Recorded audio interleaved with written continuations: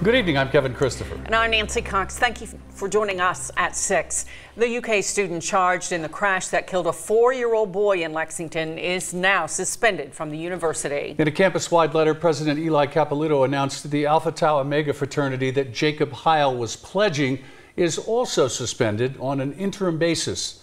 Conroy DeLuche has more details in tonight's LEX 18 Big Story at 6. Less than 24 hours before Jacob Heil heads to court, Lexington police were back on Cooper Drive reconstructing the accident. Police say Heil was behind the wheel of the Hyundai Sonata that crashed into 4-year-old Marco Shemwell. In a newly released DUI arrest report, police say Heil's blood test revealed an alcohol content level of .051, which is below the 21 or older legal limit of .08. Heil is 18 years old and charged with driving under the influence of alcohol higher than .02. In a letter to UK's campus, President Eli Capilouto said in part, quote, "The entire University of Kentucky community is heartsick at the loss of a young child following a tragic accident near Cooper Drive this past weekend," end quote. He announced that Heil is suspended from the university. The fraternity where he was a pledge, Alpha Tau Omega, is suspended on an interim basis. The UK Police Department is also investigating the crash and will work closely with Lexington Police. Before the Saturday night's game, UK will install additional lighting along heavily traveled roads around Kroger Field. Heil is due in court tomorrow, and we will have a camera inside the courtroom. Covering the news in Lexington from the LEX 18 mobile newsroom, back to you. There is a GoFundMe page set up by a family friend to help out the Shumwells, and you can find that link on our website, lex18.com. The remains of an eastern Kentucky woman reported missing nearly 10 years ago have finally been identified. Catherine Sarah Heck was last seen in February 2009. Heck's body was found near the shore of Fern Lake in Claiborne County, Tennessee in September of 2014. Early last year, some of her remains were sent for DNA profiling.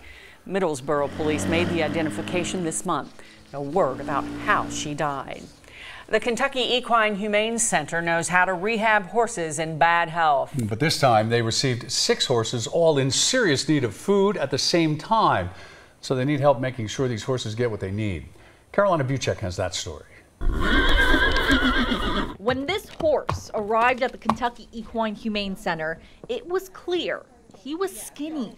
In a bad way. His spine is really pronounced. You shouldn't be able to see all those bones, and his ribs are very visible. To make matters worse, there are 5 others in similar shape. That's very bony. You shouldn't be able to see all that. One of them is actually in clinic care because she's too weak to stand up on her own. It's really important that they get up and down at regular intervals during the 24-hour period, and to do that, for this particular horse, she needed a big sling. You're gonna be just fine. Good boy. The good news is all of these horses were surrendered. So now that the Humane Center legally owns them, it's mostly his weight. He just needs to gain weight. The staff can work on getting them healthy. Okay. And to make sure it will be okay, these horses are going to need a lot of food. We could use alfalfa hay.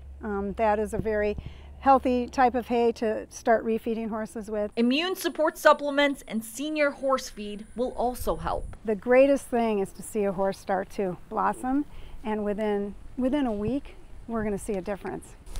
A difference, one small step at a time.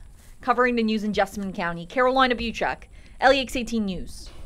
LEX 18 has teamed up with the Salvation Army, Cumulus Media, and Southland Christian Church to make a big difference. Yes, our Hurricane Florence relief drive just got underway a short time ago. LEX 18's Bill Meck and Haley Harmon join us now live from the Richmond Road Southland Christian Church campus with more. Hey guys. Hi guys, good evening. Yes, we've had a great day thus far. It has rained on us a little bit, but it's clear now. We've got sunny skies, and we want you to come out and join us and make a difference to everyone affected by Hurricane Florence. It's been a steady flow of folks throughout the course of this afternoon. We set a goal a little while ago. We wanted to get to $15,000. And I think we actually have done it here in the last couple of minutes. So we had a couple of really just incredible donations come in, and we can't thank folks enough for doing so. Yes, when we last checked in with you at 5:30, we were at just under 14,000. 15,000, and so yeah, as Bill said, we're going to 16,000, right? Yeah. Yes. But what's helped us get there, we just got a check for $500 from a lovely couple that stopped in. So thank you.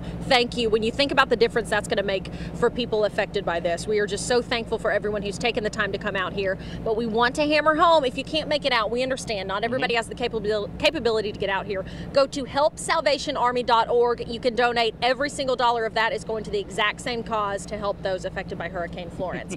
We've got a donation coming up right here. Camera almost got taken out. Yes, there we go. Come on, Deidre.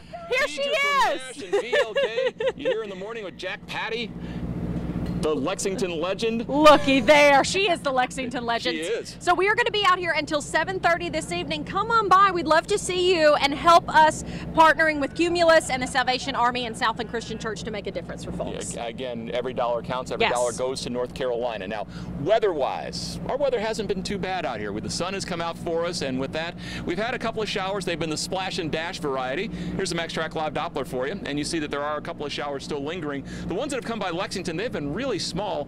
We've got one right now, looks like in the southern part of Bourbon County. Bigger showers now, southern part of Jackson County, going over toward Owsley County. Breathitt County, you've got another shower there as well.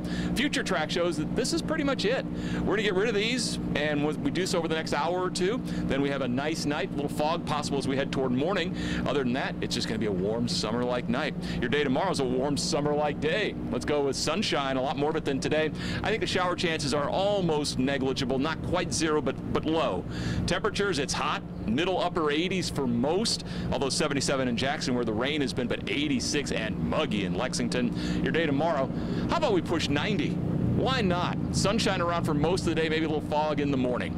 All right, so that sets the stage for your middle of the week. What about the end of the week and the weekend? We'll talk about that coming up in just a couple of minutes. From the Richmond Road campus of Southland Christian Church, I'm Chief Meteorologist Bill Mack. All right, Bill, thank you. Great work out there. 3 major statewide health organizations are joining together to launch a new campaign ahead of flu season. They're encouraging Kentuckians to focus on flu so we don't see another season as bad as last year's. Tiffany Jackson has the details. We are knocking on the door of a new flu season in Kentucky, but for many, last year's season is still fresh on the mind. The flu made more than 10,500 people sick in Kentucky last year. That's an epidemic level. The flu led to the deaths of 325 people in the Commonwealth, including 5 children. Some of those deaths happened in Lexington, and that's why the Lexington-Fayette County Commissioner of Health is supporting the Focus on Flu campaign. We need people to understand that flu isn't just a nuisance, it can actually be very serious. The campaign has 3 simple messages. Get your shot, consult your doc, and stop the spread. Officials put an emphasis on the first message, get your shot, by rolling up their sleeves and doing just that in the Capitol Rotunda. Be gentle, Sarah. Officials say it's not too early to get vaccinated, especially since it takes a couple of weeks to take effect. The flu shot should have enough oomph, to last through the entire to produce immunity that'll last through the entire flu season. Covering the news in Frankfort, Tiffany Jackson, LEX 18 News. As part of the campaign, next Wednesday, September 26th, is being considered Kentucky Flu Shot Day. Officials encourage everyone to get vaccinated at least by the end of October, though, for maximum protection. A gas line leak in Lincoln County has forced fire officials to evacuate homes and businesses across a portion of downtown Stanford. The 4-inch main line was ruptured around noon today when a private contractor was working to access an underground electric line. Evacuations became mandatory along with road closures once they learned the size of the damaged line. These are old gas lines with no valve shut-off mechanism, so it has to be welded shut, which is why it's going to take going on now 6 hours. It's gone pretty well. Once we got people evacuated, sometimes you run into some difficulties in that, locating people and getting people to leave. But once we got that under control and got the people evacuated and kept monitoring the areas and got that down, it went well. We're stable position right now. The hope is to have the line repaired by 7 o'clock tonight. If wind direction changes while it's still leaking, though, further evacuations might be necessary. Marion County High School officials issued a statement today after a student was found with a pellet gun on campus. They say they received an anonymous phone call claiming a student had made comments about what may have been some sort of school safety situation. They immediately questioned the student and say the student admitted having a pellet gun in his vehicle on school grounds. Officials say all policies and procedures were followed and students were never in danger. The Lebanon Police Department was told about the incident, but so far there's no word about any charges.